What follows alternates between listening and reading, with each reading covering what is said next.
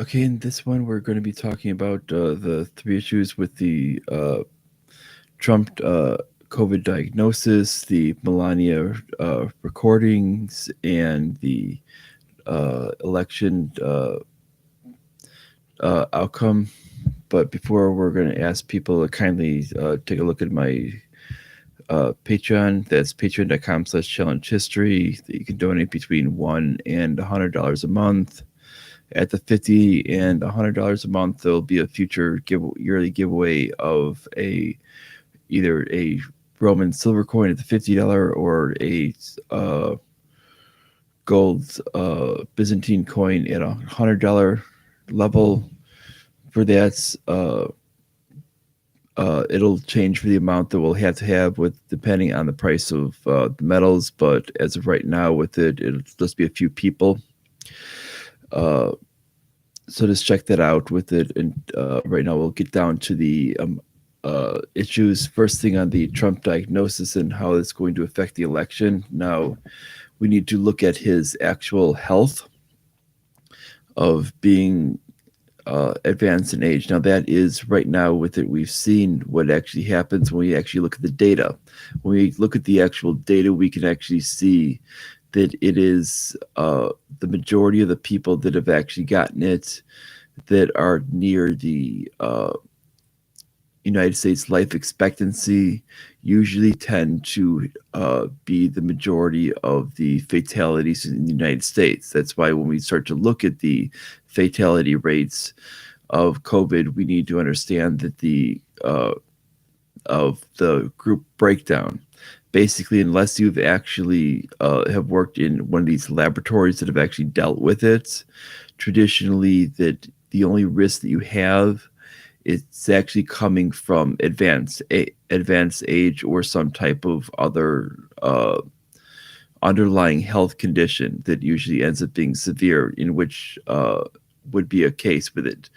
Most often, the fatalities are coming from people that have normally would have died that year, or would have been likely to, if they had this with it, would be at a higher risk. Now, he tends to be at a higher risk pool. Another thing is obesity as well. And this is another problem that he is having on top of it. On top of this is also his diet. We know that he goes to McDonald's fairly regularly and has things that are not exactly the healthiest. And this is also contributing, another contributing factor, which he could likely have either a precursor or to have something like a something on the level of a fatty liver disease. And this could be another contributing factor. Not saying that he does have it with it, but since a fairly high percentage of people within the country do have it, he is obese and he does consume food on a regular basis that are high in saturated fat, well above the recommended basis for what you would have in an average day. This would be something in which would be of major concern. And he would actually be at higher risk of this, and this would be another risk factor for the COVID-19, and especially with the advanced age being another one. And when we see with these with the mortality rates, with it, usually the average person would have that's actually died of this has actually died with 2.3 factors beyond COVID-19. And we see that he really fits within this realm of basically advanced age, and obesity would fall into would two right there. And that means that he would actually fall into this mortality range of what would cause this. And when we start to look at it, we can see that he would actually be at high risk for death from this. And we know that he is not asymptomatic because he's already gotten symptoms, and he ended up releasing a positive test, which I think would have got you, since it usually takes up to 2 weeks for symptoms. And then he releases the next day, he starts getting symptoms. So that means they probably have already known for a while that he's had the COVID. They just refuse to release it. This means they're actually spinning some of the things that are actually happening, and we know that they're actually probably spinning the symptoms to be a lot more mild than they actually are. When they're saying that he's only had a couple of mild symptoms, I can guarantee they're probably not mild, and he just probably has not gone to the hospital yet. Expect him to expect when he goes to the hospital, that's going to be major news, and they're trying to avoid that shock, because they know it's going to be shock to the markets if he goes into the hospital, because it's also going to be a shock to the electoral base. Because the electorate's basically going to be assuming that basically if he goes in the hospital, that he's probably not going to be coming out. And what's going to happen with that is that means that Pence is going to have to be naming a VP pick. And a lot of people that are for Trump are not really for Mike Pence, because they do have different ideas on the way to run the country. And this is going to change the way that people actually think of how to run a country, and it's going to change the way that they're actually going to run things. And this is going to be far different from the way a lot of liberty-minded people are going to want it, as well as a lot of the way that your pro-Trump people are going to want to run it. So it's not even going to be in the same thing with it. It's going to be more of the traditional neoconservative stuff with it. And it's probably going to, it's also going to infuriate a lot of your protectionists as well, because he's probably not going to keep in many of those protectionist policies that a lot of Trump people like. And that's going to, it's going to basically throw that out as well. It's probably just going to keep on a lot of the neoconservative policies, the ideas of the ratcheting up a lot of the threats and stuff is probably going to be talked down, because he's not going to be as vocal as you probably look at his Twitter feed. There's not much on it, and not anywhere close to what we see from Donald Trump. But it's still going to be that neoconservative thing. So expect the same types of actions as we see with Mike Pompeo. And that's what you're going to see from that. Now, what this is going to mean for the actual party is it's probably going to mean that they're going to suffer a massive loss, because you're going to lose that huge Trump base, because they're going to be unsure of what to vote for. In many cases, they might not even vote at all, because most of them might just vote Biden in the case with it, or abstain from voting whatsoever. Because if they don't see Trump there at all, they're probably not going to vote at all, because most of them are not really keen on Pence when it comes down to things. Some might still vote for Pence with it, but a lot of them won't with it. The small amount of traditional Republican voters will. Some other Republican voters will vote for Pence with it, but you're going to see that kind of tossed up in the air. Now, when we start to go into the Melania tapes with it, now some of the stuff with it is pretty benign when it comes down to it. Obviously, the outcome of the White House with it, the White House doesn't like any information going out with it, which is showing that the White House likes to spin almost everything that comes out of there with it. Now, we probably have not seen 1/10 of it. This is one of the major things that we need to understand, is we probably have not seen 1/10 of what has come out. And we probably only seen a little touch of this stuff that's come up, because obviously the person wants to sell their book, and has actually done the tapings, and though they're merely just a portion of it, and they probably have not gone over, and which shows that they've kind of have done pretty mild things with it so far. I doubt that they would have even wasted their time on a book if there was nothing really major. We've also seen that we've seen Melania to be quite hostile in statements stating about even just decorating for Christmas. and that this has always been a traditional role, and she should have essentially stepped up and stated that she didn't want Trump to run for president if this was a role that she didn't want to take upon, or potentially get other people to aid her in this process if she did not want to do this, because especially with Trump stating this whole war on Christmas, they were going to essentially have to partake upon the idea of making this a forefront thing. And if they're going to essentially make this as a whole thing of the war on Christmas, if they're going to do this, especially when they were uh, they had a lot of apathy from the actual business world before, when they would refer to it as they wouldn't even refer to Christmas when they were actually running the Trump business. They weren't even making any references to Christmas. The best they would do is happy holidays in general. They would never make any reference to Christmas when running the Trump business.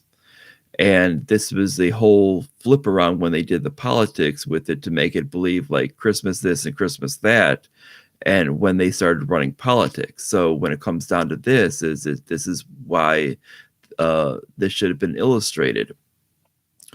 Another thing with it is we see that she keeps almost just like parroting exactly what he states with this whole thing on the liberal media, instead of her making her own decisions, her own assessments on the thing. She merely just parrots exactly what he states, which shows that she really does not have her own mind on things, and which seems to be his type of female that he goes after, which is merely just parroting everything that he states. And it shows what it calls that he has not changed. He is not one of these people that is for women having their own free thought and a lot of these things like this. And it really shows that Melania does not have her own free individual thoughts. That she, not that she's some sort of zombie, but basically that she's basically living in this bubble of whatever Donald Trump feeds her is what she believes. And basically is that she will believe whatever Donald Trump feeds her as the exact truth. And it doesn't matter what he says. Donald Trump could say the moon's made out of cheese and she's going to believe it. And this is the whole problem with her. And this is what we end up seeing with it. And it was only basically reaffirmed with these tapes. And then we saw the what it called that basically we're seeing hostile things about what she was feeling about the people at the border with it, merely instead of trying to look for an actual solution. She was merely blaming that the policies that they're the same policies under Obama, instead of saying the policies need to stop.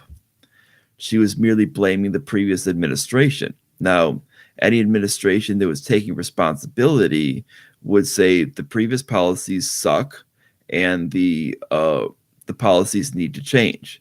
Any person that would actually be having any type of a accountability would be saying the previous policy, especially when you're doing a change of your party, you would definitely what it called say the policies need to change. This is usually always the case. You would always see a change in policy, especially if it's a poor policy. You would always see a policy change in that area. And what we saw was basically a continuation of the policy. And we saw a continuation of Obama's policy there, and that her only excuse was that, oh, it was Obama's policy, so blame Obama. Not saying let's fix the policy. That was never the case. It was never the case of saying this is bad policy, we need to fix it. That was never the case. It was always this deflect thing with it. And this is kind of a reflection of her husband, which is what Donald did is always deflect and say, oh, it's my predecessor's fault, so blame him. never actually addressing a problem and always deflecting. And it was what it called when he was supposed to do this thing of be this great problem solver. He has never come up to that, and we've seen this be reflected specifically through the first lady as well. And this is something we've seen with it, where she's even saying that she doesn't trust any of the media except for Fox. And this is something which Donald Trump has been shown, where he'll bring in people for his administration from Fox without actually doing any analysis of what they are, what their ideology is, what they stand with, and what their actual background is and how they would actually impact the position. He just brings them in. A case in point is with John Bolton. John Bolton has been a complete policy failure. He, in fact, was one of the people, along with Colin Powell, along with Dick Cheney, along with Benjamin Netanyahu, who were actually key in getting the U.S. into the Iraq War for the fake weapons of mass destruction. And this is something originally that Donald Trump was against. And yet you saw of these interventionist wars, yet you saw him this slowly bring on a lot of these neoconservatives, yet yet he was basically going on the idea with, oh, they're from Fox, so they must be good. And this is this complete irrational behavior. And this is basically what was trickling down to Melania as well. So that they're from Fox, so they must be good. That's not necessarily the case. You need to be objective and state that you need to judge people as an individual and make that individual judgment. And she's not doing that, nor is he. And we're seeing that. We're seeing this irrational behavior of basically this collective judgment, and just judging people by some type of generic thing of saying that we trust this group, so everybody at this group must be good. Not necessarily, and we've seen that's not necessarily true, because we've seen the catastrophic behavior and the catastrophic outcomes of this. And we've seen this, what has actually become of it, and we've seen that it's become where we've seen bad policy from this. And when we go on to the third part, is the outcome of the election. Now, we've seen, first of all, what we need to do is look out is how we've seen some of the I'm going to go after how some of these political action committees have actually acted first. Is we've seen a lot of them go with some of the Saul Alinsky rules for radicals, trying to basically push some of these policies that are very, very unpopular on people. And we've seen this from both sides, and we've seen it being done. Now, we're even seeing this on the right. This is traditionally not their thing with it. In fact, we've actually seen this being done to basically halt immigration. Now, halting immigration is not even a policy that any of the parties that are available in all 50 states on the ballot that are even suggesting. None of these three parties with it in them, nor any of their think tanks actually support. Not one of them do. Yet we see Fair Immigration, which is a immigration political action committee, has actually been using Saul Alinsky's rule for radicals to actually support this idea with it, to make people start questioning this as if, and they've tried to use ideas supporting it as if it were a popular idea. And they're merely using the idea of job losses. Now, these job losses have been merely created in such an idea in which they're paying people not to work. This is not done in the actual economic situation of a normal cause. We've seen basically is the shutdown was initially created where Trump suggested it. Governors took on the thing. Then Trump said he doesn't want it. So basically, it was initially created by Trump, and that we saw that it was a situation to where that's where it started. Then they were basically paying people to not work at wages that were well above their work rates, and that caused people to essentially have these businesses that were basically where they had nobody to work. Now essentially that were that they had to pay people who were not trained to then work at these places, and that these were these jobs essentially that they were bringing back. Now, not only these jobs are going to come back with it. There's only some come back. That's what this so-called recovery is about. It's about bringing some of these jobs back. Now, not all of them are going to come back. And what's actually happened with it is you've essentially paid people not to work. Now, this is what's essentially happened. Now, basically, a pause in immigration is not going to help anything. Now, another part of it that we need to examine is that how jobs are, how entrepreneurs look when it comes down to the actual numbers of actual citizens next to immigrants. Citizens only citizens when it comes down to it next to immigrants, when you start to break down the numbers, is immigrants are 3 times as likely to become an entrepreneur in actual main street businesses next to citizens. Now that means with it we actually want immigrants within this country. And when you halt immigration, there's another downfall. This actually increases illegal immigration within this country. So people that actually want less illegal immigration, which is basically unchecked individuals that are living under the radar. If you want that to end, you actually want to not halt immigration, but actually raise that number, and actually basically create less stipulations. You actually basically what you want is you only want a stipulation in which they're coming in, at which they only need a health check and a background check.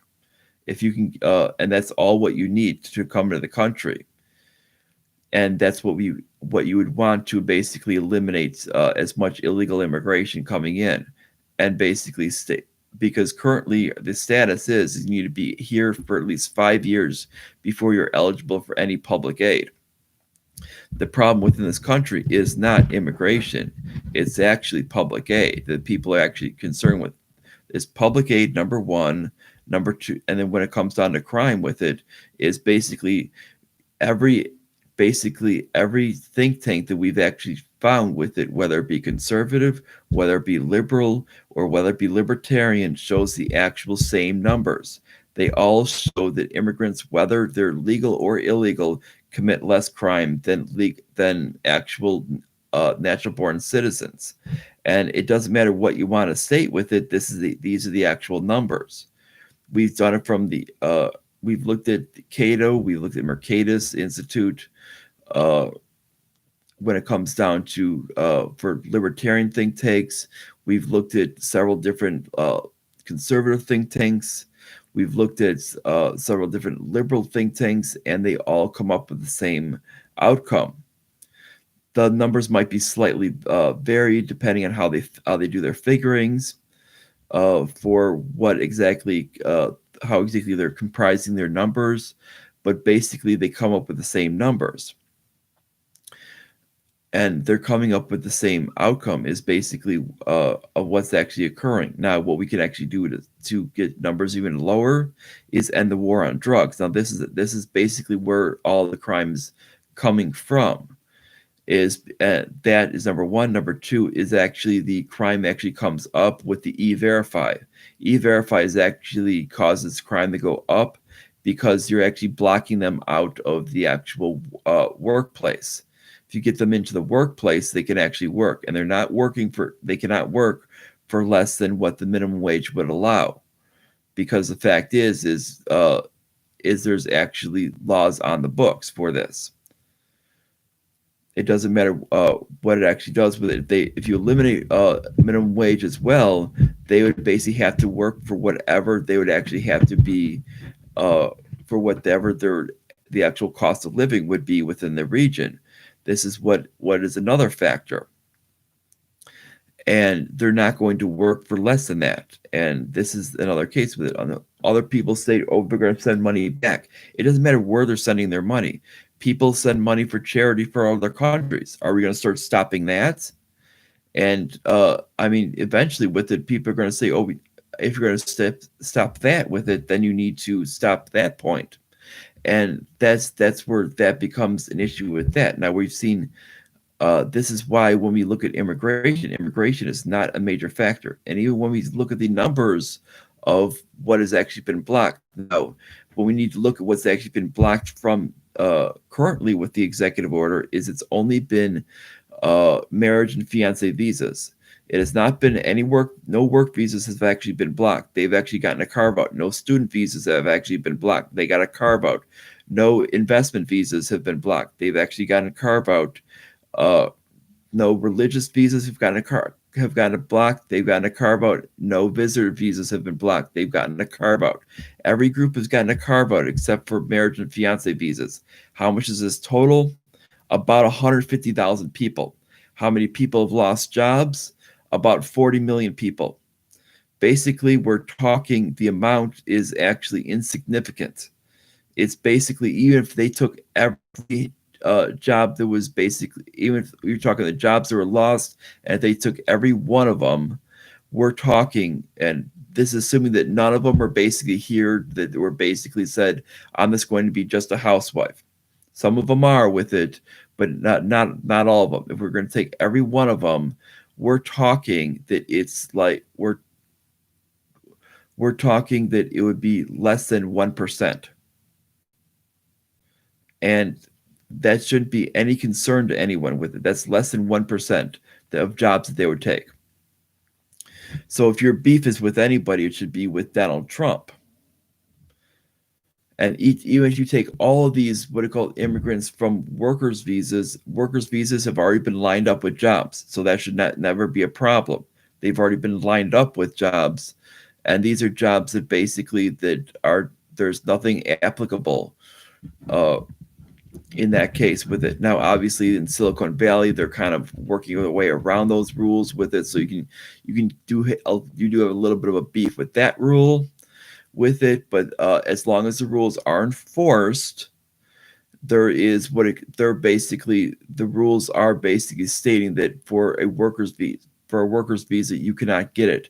Every other industry except for Silicon Valley does the law when law is enforced that you cannot have a worker coming in and working without the law actually fitting to where they can come in and take a job without it being without them looking for so long without finding a U.S. worker to fit the job. When it comes down to temporary visas with it, these are basically farmer laborers that basically no one else in the United States wants to take those jobs. When we look at the actual situation of the workers that are in the case of the uh, those positions, that means we can't fill those any other way, and that would actually massively raise costs. Now, when we look at other issues that are on the ballot with it, we're trying with when we've seen some of these things, is we've seen another one is uh, that we've seen is that we try to act like on the idea that Biden has actually caused what it calls was actually trying to cut money on Social Security. Now, on this ad is directly from Donald Trump himself.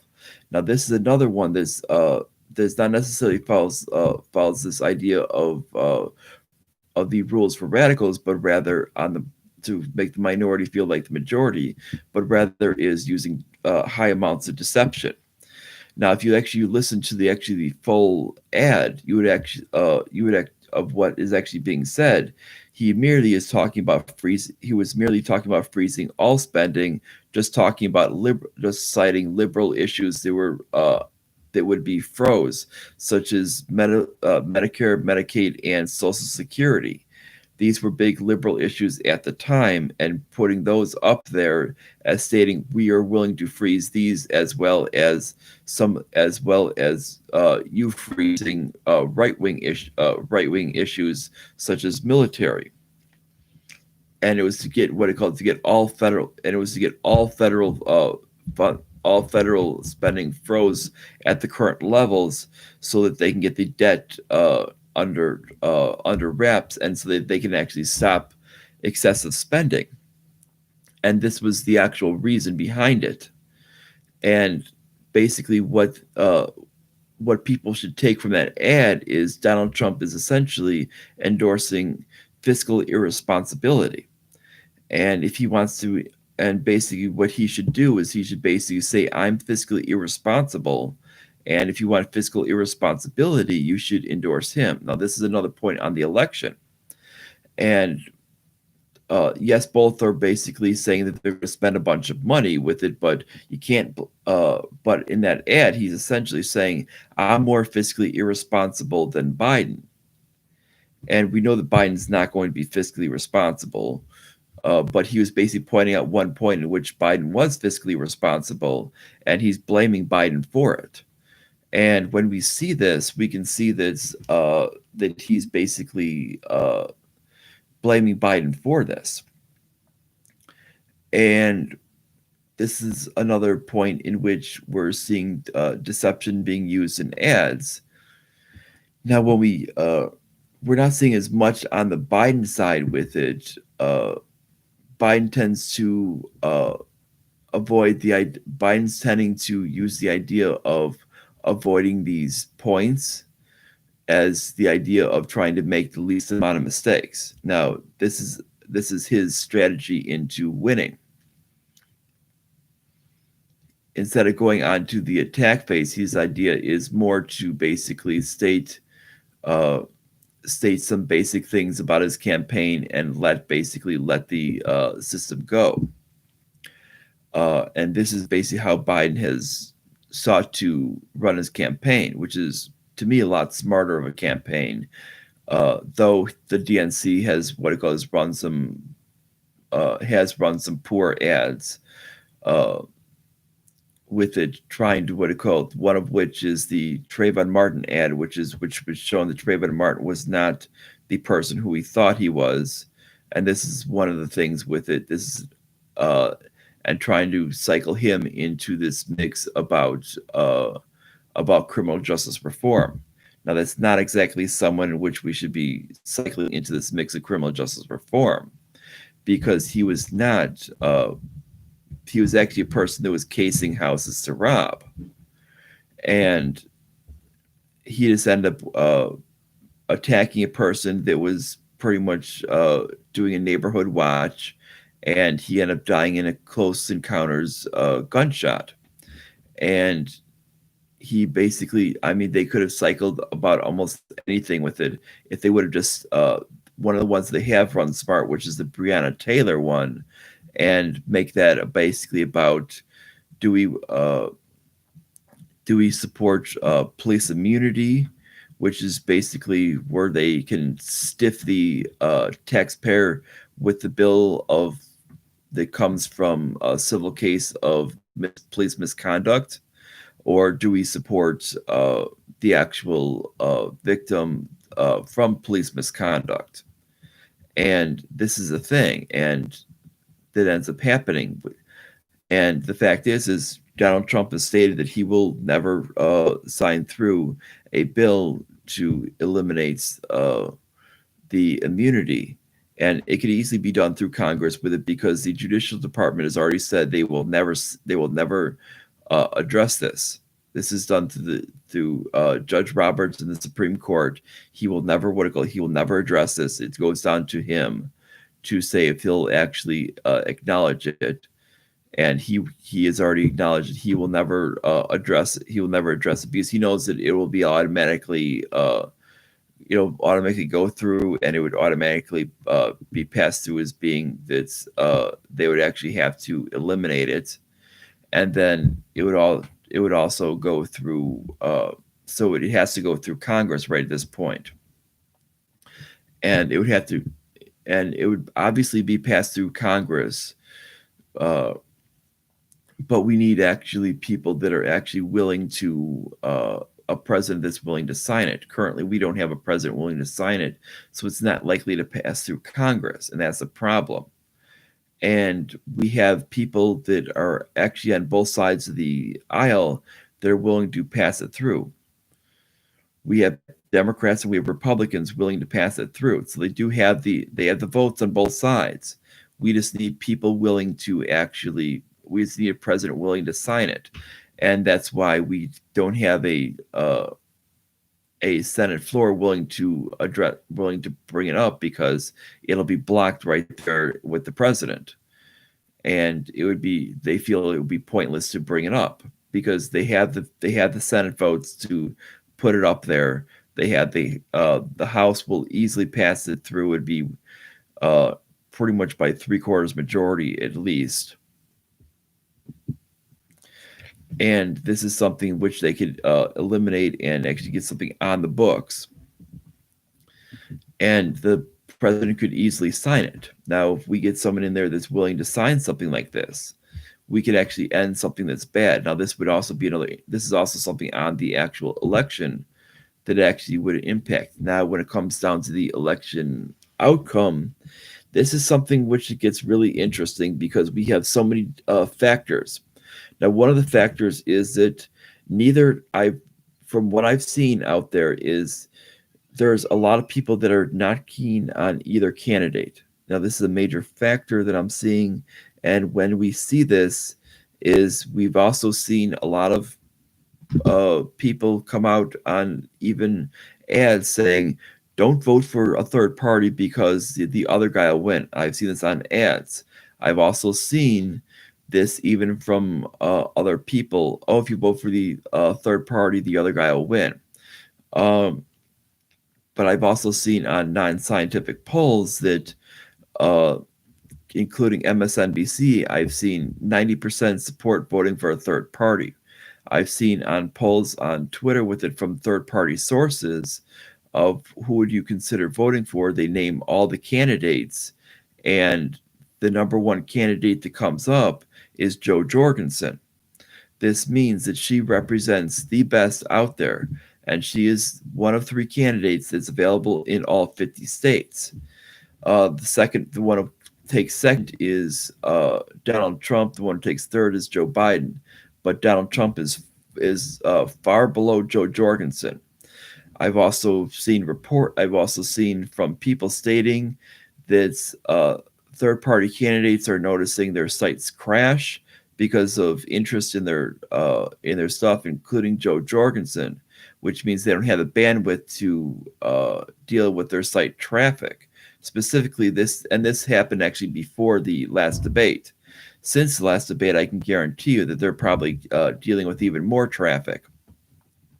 And this is showing that there isn't the interest in the major 2 candidates.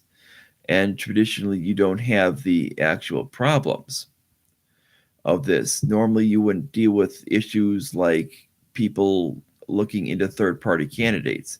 So what we're seeing on these so-called official polls stating that only a small percentage are interested. Now, I don't really fully believe this as being true, because normally you don't find the major 2 parties, being the Democrats and the Republicans, actually interested in shutting down the actual parties, the actual third parties, and trying to tell people not to vote for them. Traditionally, they don't do that. Even in what they would view in a tight race with it, they've traditionally have never done that. We've never seen that even throughout the 90s and early 2000s. We've never seen them throughout the 90s and 2000s. We never seen them do that. Even in 2004 with it, you think in 2004 they would have done that after the close 2000 race. You would have seen that them you would have seen them try to state, don't vote for a third party. You're going to waste your vote and cause the other guy to win and all that other stuff with it. But we still have not seen it. This is the first time in which I have ever seen this happen. This means that they're so concerned about their candidates that of that happening. Now, I don't believe it as much that they're concerned about one or the other candidates losing, as much as the potential of a third party candidate winning, because we've never seen this we've never seen that stuff before. And we're not seeing the numbers and the percentages wise with it. We've seen because we've seen in previous election cycles, we've seen where they just dislike candidates just as much. I mean, in the past, in the 2016 election, we saw a lot of dislike for both candidates, and yet they were not running these types of ads against Jill Stein and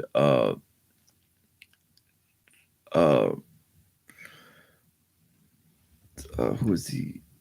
What am I thinking?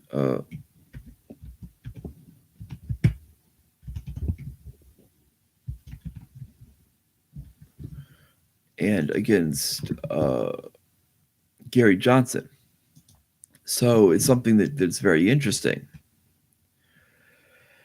And we weren't seeing any types of campaigns against them to say don't vote for them. You'll cause either Donald Trump or Hillary Clinton to win. You weren't seeing that with it, especially with the dislike of those two candidates. So what we're seeing now is we're seeing people state this, where people are stating that, oh, if you vote for Donald, if you vote for Donald, if you vote for a thing like, let's say, Jo Jorgensen, who's in all 50 states, if you vote for her, you're going to cause one of the two my candidate to lose, and we're finding that to happen more. Well, I don't think it as much as that. I think that they're fearful that some other outcome that they don't want to win happened, because this is where I'm finding that the Beltway is actually far more nervous than this with it, because yeah, they did some stuff against Trump with it, but Trump had already filled his transition team with many people from the Beltway, so they weren't quite as nervous.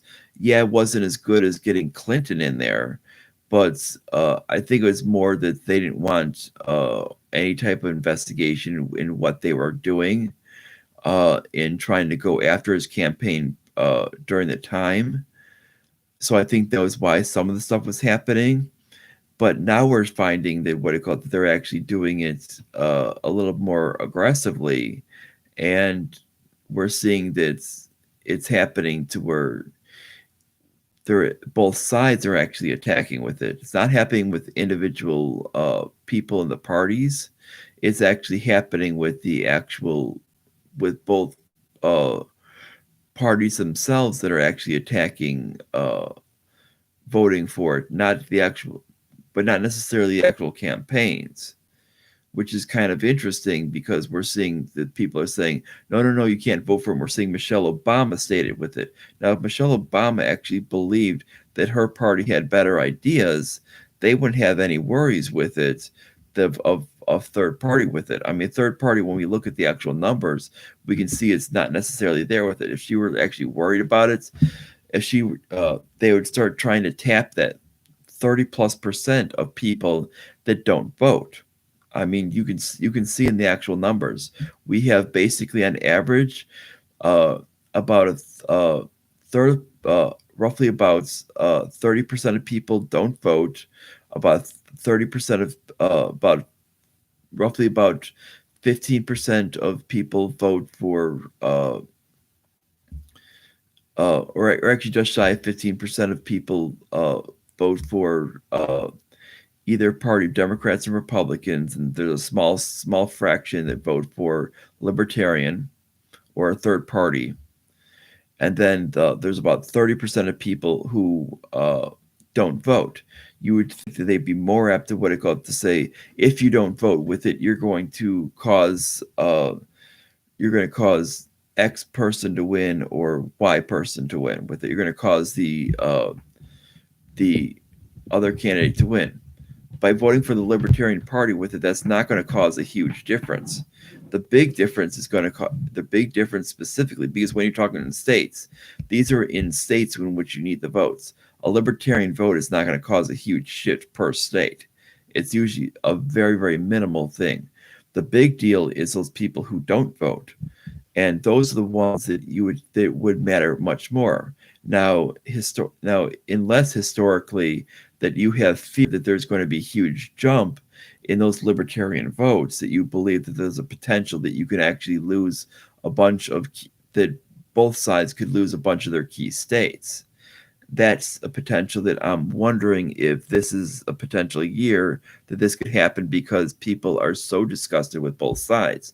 And I've talked to a bunch of people that are so disgusted with both sides. Some people remaining with their normal party because they feel that they have to vote for the duopoly. Now, other people, who knows? I mean, there's other people who are going to vote for it. Some people are fans of Biden or Trump with it, obviously, or fans of the parties with it, that they're going to stay voting with it. But there's still a lot of other people who aren't.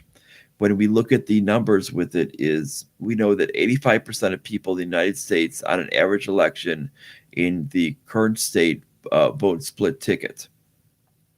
It might be higher this year because of that, because of the disgust. And we're also talking that we have that a situation in which since about 2008 that we only find about 20% of people on either side, for 20% of people for Democrats, 20% of people for Republicans are loyal, or what I say loyal for, at least on the presidential side. And about 60% of people remain on this independent or third party group. Now, that's a huge group. And when we start to see this, and then even amongst those 20% that are loyal to Democrats and Republicans, we know that there's only a small number of people in which we can see that are going to be loyal to, in which might not even be loyal on this year. That means this number could be even larger. We might only see 15% of each side loyal because they're not really keen on their parties. And then we know that the split tickets are going to be, at least when we're talking the maximum, we're talking on either side is about, they're going to be going to go full ticket on their party on an average year is about 7.5% Democrat and 7.5% Republican. That means you're talking that it's a very, very small margin.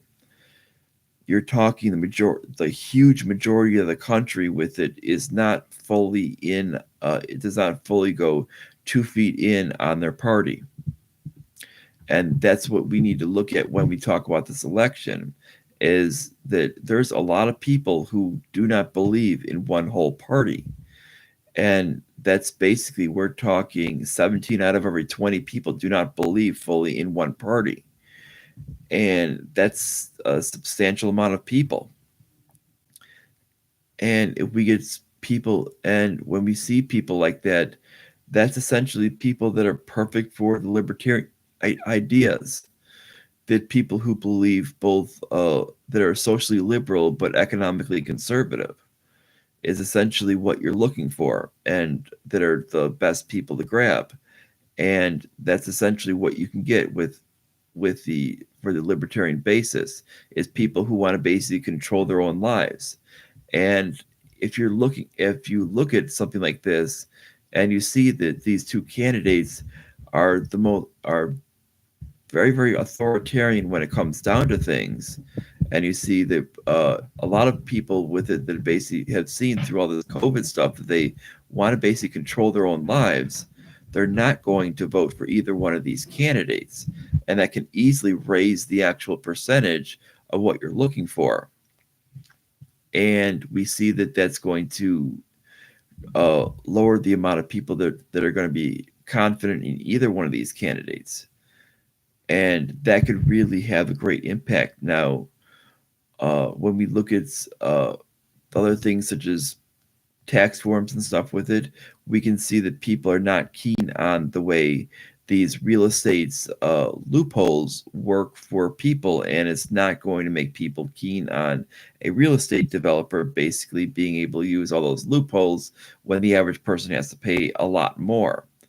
And using the excuse of, well, he's being audited because he was taking advantage of stuff that wasn't his and it was actually under other people's names. Well, that doesn't exactly satisfy people's stuff with it, because that means he was essentially using theft as his option with it. And people don't want essentially people who are engaging in theft for to be head of their government, because it doesn't matter what viewpoint you believe in with it. If you believe that someone should basically be basically paying, I mean, if you're in the camp that someone should be paying their fair share, you believe what it called this real estate idea is a scam, and you believe it should be gone for that because it is cronyism. That basically signifies almost everybody in the country, because the government's putting its thumb on the on business cycle and on the way business should work in the country, and that's not capitalism, and that's something in which should go. If you believe that, in the idea that millionaires and billionaires should pay their so-called fair share with it, you believe you believe that that's wrong as well with it. If you believe that basically that's the idea of theft is wrong with it, and you believe that, and this should I go with the idea of, for those who believe that taxation is theft, but taking also is taking with someone else's, what would be technically someone else's stuff is wrong, as well as theft with it, you're going to also believe that is wrong. So the whole camp is going to go against it. Doesn't matter what type of ideology with this. So that's not going to sit well for Trump on that. Now, a person like Biden who paid far more with it is going to show that Biden really kind of got railed in the taxation with it. Now, he might he might get it would show more. The only thing it shows with that is merely just transparency. Now, should people have to show the tax forms? No, but with Trump with it using a whole line of excuses to show why he shouldn't have to show it, with it, why he didn't show it was mere saying he wanted to show it but he couldn't with it, was just a bunch of garbage. Either A, you want to show it, or B, you don't want to show it. Don't give a whole line of excuses. And this is the whole thing where Trump made massive amounts of mistakes. And this is something where Trump's going to have a huge problem, because he's showing basically it's a whole big lack of transparency on that. And it's showing that he's not being honest with it. You can share. Most companies are very, very large, and you can share your tax returns. You're free to if you're under audit, and that's something which you can, and that's going to hurt him in the long run. It's also going to hurt him, obviously, with this COVID thing as well. With the Melania tapes, that's going to hurt her as well, especially whenever this book fully releases, where people can get kind of a general transcript on it. It's also going to hurt them as well, because there's not being seen, and they have been showcased in this light that has not been completely honest by some of these Trump fans, and they're going to realize he's not this regular guy that he's been portrayed as being with it, and that portrayal that he was in the 1980s of this, basically this kind of like elitist living larger than life with it, and really kind of like this self-indulgent type of person in the 1980s has really not changed. He might eat like at McDonald's a lot with it, but he has not really changed from that attitude of that thing, and he's not exactly the brightest brick in the wall. And we've seen this, and he's merely just taken advantage of cronyism, and that's how he's gotten his wealth. and this has always been the case. And when he made his thing of basically stating, "Oh, Warren Buffett has taken advantage real estate's of real estate IRS laws to not pay taxes." Well, he did the same exact thing, and he was basically trying to go after Hillary for taking money from him when Warren Buffett was doing this. Well, the fact is Warren Buffett was doing the same thing that Donald Trump was, and Trump's going to kind of pay the piper for doing that, and essentially lying under the same thing and basically making excuses for it. And he's essentially going to, being that he had all these advantages of cronyism, he's going to have to pay the piper on the whole thing. And with all these things, with the way now coronavirus is probably going to take front and center with the whole election, it's going to be basically is who, I think part of it's going to be who has the best plan on things, and who is basically going to offer the best outlook forward when it comes to economics. And I think Trump has shown that he just doesn't know what he's doing. And when it comes down to things, and when it comes even on foreign policy with it now, it depends on what each one does in this whole thing with it now. Trump is showing he doesn't know what he's doing on foreign policy, on business, on any of this, and the coronavirus, that it's looking like it's going to continue to bite him with it. Now, initially, Trump had a huge lead, even when Vegas odds were concerned. And now it's showing that he has dropped dramatically. And even Nate Silver has even shown him to basically be a huge underdog. Nate Silver only looks at things as a duopoly. I think we're looking that it's a small chance for Trump to win. And this was even before the coronavirus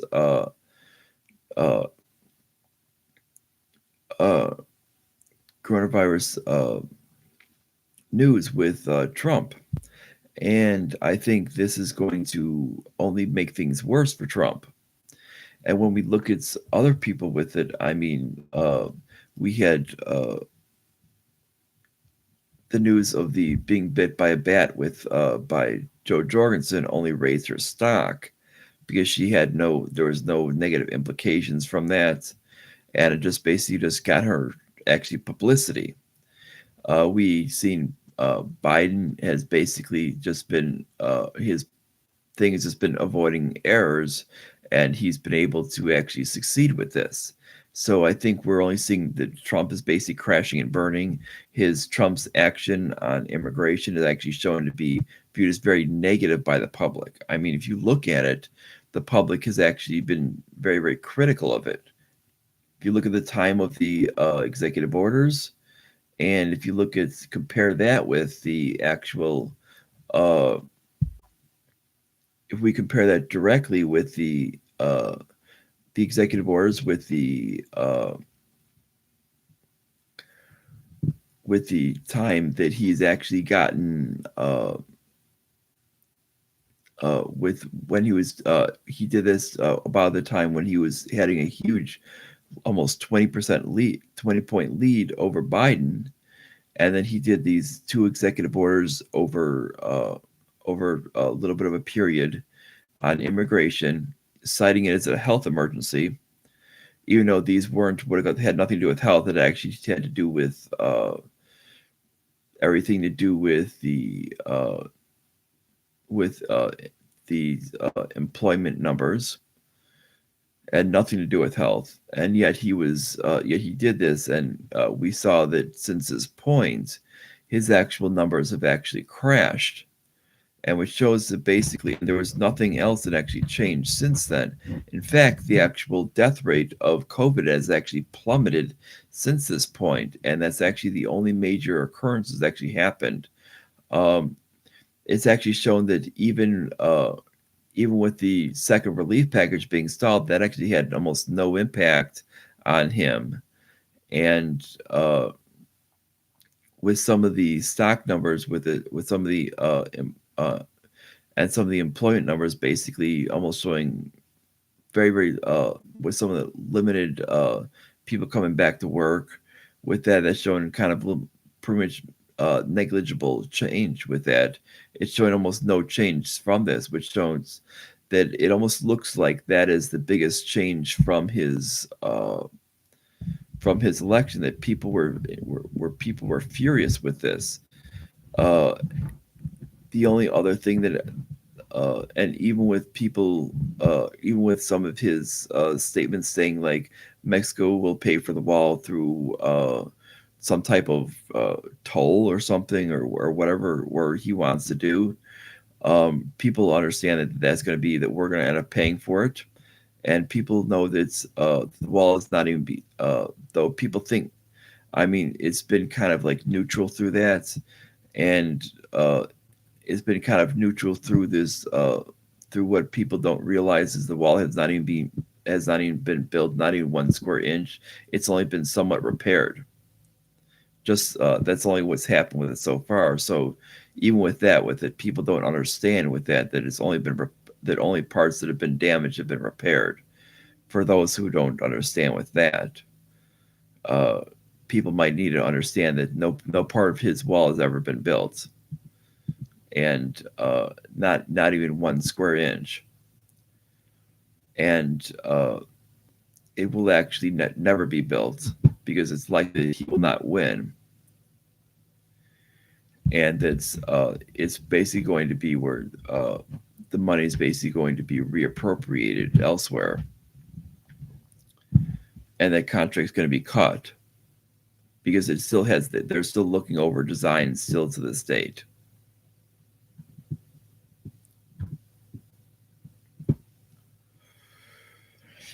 And that's about it with it. If we look at because if we look over the thing with it, we can see that what it go right now. It's as we're still seeing like roughly just a little outside a month away. Is it looks like we're basically talking about that he is looking like that it's unsure about the way the election's going to come out.